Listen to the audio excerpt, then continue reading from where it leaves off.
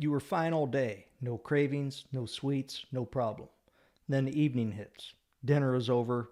The kitchen is cleaned up. You finally sit down for the first time all day. And suddenly you want something sweet. Not because you're starving, not because you skipped a dinner, but because something in your body says, go find chocolate, go find ice cream, go open the pantry. And the weird part is, you weren't even thinking about sugar an hour ago, but now it feels like your brain won't let it go. You keep walking past the kitchen, you open the cabinet, you close it, then you open it again. You look in the freezer, even though you already know what's in there. You tell yourself, I'll just have one bite, just a little something. I was good all day, I deserve this.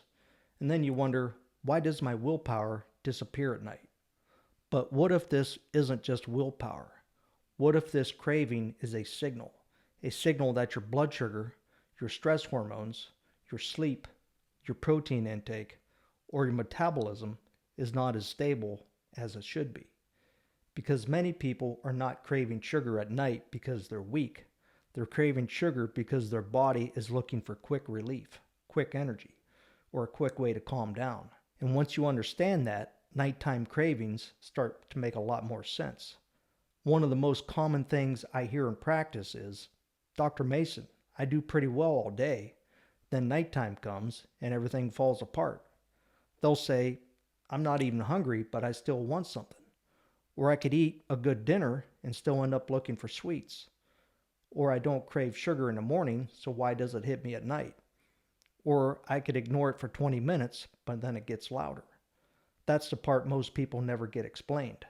Most people assume it's a discipline problem, but many times it isn't. Nighttime sugar cravings are often a clue that your body is trying to tell you something. And in a minute, I'll show you why this craving may have started hours before you ever opened the pantry. One of the most common patterns I see is unstable blood sugar, higher insulin demand, and early signs of insulin resistance. Now, before you think, but nobody has ever told me I have insulin resistance, stay with me, because many people develop signs of insulin resistance years before they were ever diagnosed with anything. And one of those signs can be nighttime cravings. Here's why. Your body is constantly trying to keep blood sugar stable. When blood sugar stays steady, you usually feel pretty good. Stable energy, stable focus, stable mood, fewer cravings. But when blood sugar rises and falls too much, your body notices, and your brain notices. Because your brain is always asking one question: do we have enough fuel? If that answer becomes uncertain, cravings start showing up. And they often show up at night because that's when your body finally slows down enough for you to notice them. It's like a low fuel light coming on in your car.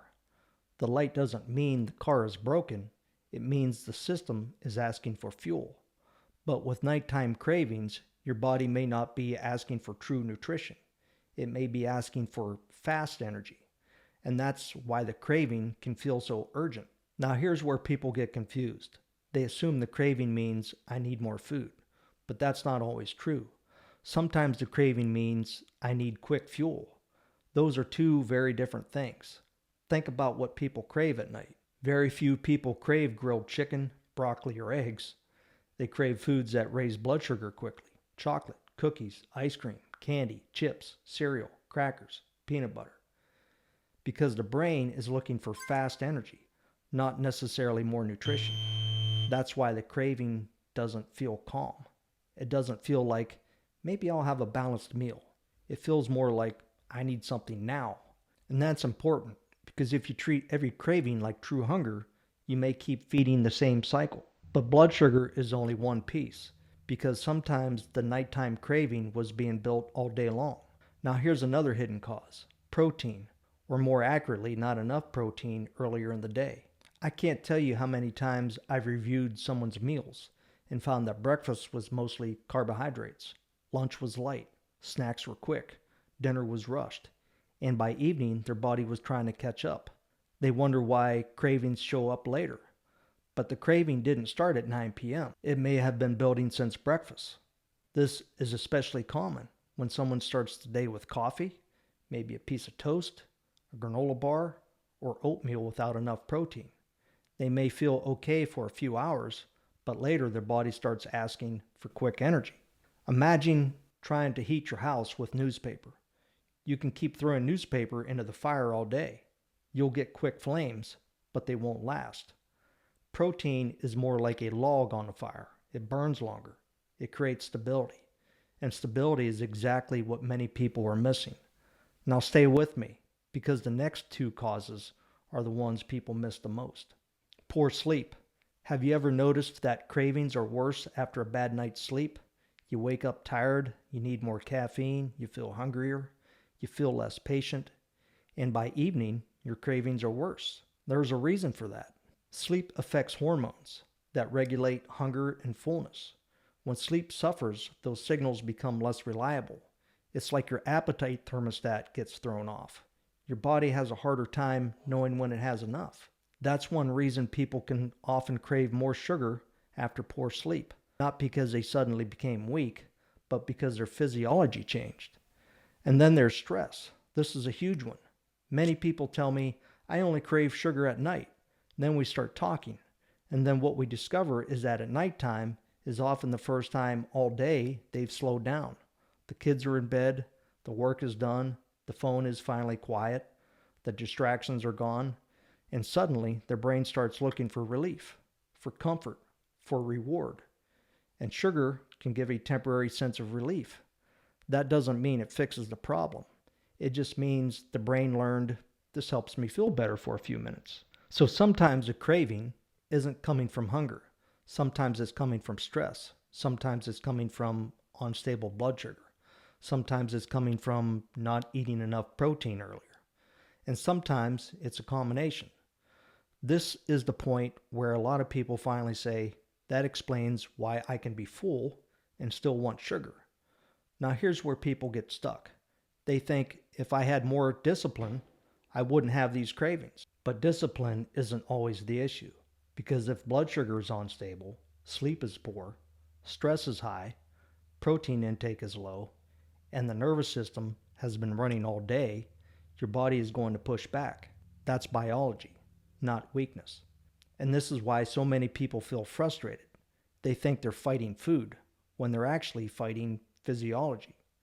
Now let me give you an example. I had a patient who could go all day without eating sweets. No problem. But every night she found herself eating chocolate. Not once in a while, every night. She thought she had an addiction. She thought the answer was to keep chocolate out of the house. And sometimes that may help temporarily, but it doesn't answer the bigger question. Why was the craving there every night? When we looked closer, breakfast was light, protein was low, lunch was inconsistent, stress was high, sleep was poor, and blood sugar was all over the place. So we didn't start by blaming the chocolate. We started by fixing the things creating the craving. More protein, better meal structure, more stable blood sugar, better sleep, stress reduction, and less grazing on quick energy throughout the day. And over time, the cravings became quieter, not because she forced them away, because the reason they were there started improving. And that's the lesson. Most people spend all of their energy fighting the craving. Very few people ask what created the craving. That's the better question. Now let's talk about what to do. And I want to keep this simple because the goal is not to make your life more complicated. The goal is to make your body feel more stable. First, prioritize protein at every meal, especially breakfast if you eat breakfast. Many people start the day with cereal, toast, muffins, a bagel, or oatmeal, then wonder why the cravings show up later. Protein helps create a more stable foundation. It helps your body feel more satisfied, and it helps reduce the need for quick energy later. A simple example would be, don't just have toast, add eggs. Don't just have oatmeal, add protein. Don't just drink coffee and call it breakfast. Give your body something steady to work with. Second, pay attention to sleep. If you're sleeping poorly, don't be surprised if cravings increase. Poor sleep makes hunger louder, craving stronger, and decision-making weaker. Third, look honestly at stress, because stress affects blood sugar. Stress affects cravings, and stress affects the brain's need for comfort and reward. Sometimes the question is not why do I want sugar? Sometimes the better question is, what am I trying to calm down from? Fourth, build meals around stability, not quick energy, but stable energy. Those are not the same thing. A meal that gives you quick energy may leave you looking for more food 2 hours later. A meal that gives you stable energy helps your body calm down. And for some people, certain nutrients may provide additional support. Nutrients like berberine, chromium, alpha lipoic acid, cinnamon, taurine, and carnosine. These are commonly used to support healthy blood sugar regulation and metabolic health. They're not a replacement for sleep, protein, movement, or stress management, but they can be another tool. The important thing to understand is nighttime sugar cravings are often a symptom, not the root cause. And if you only focus on the symptom, you may miss what's actually driving it. Because many times the craving isn't the problem. The craving is a clue. It's your body telling you that something underneath the surface needs attention. So if you find yourself craving sugar every night, don't just ask, how do I stop this craving? Ask, why is this craving there in the first place? Because once you answer that question, everything starts making a lot more sense.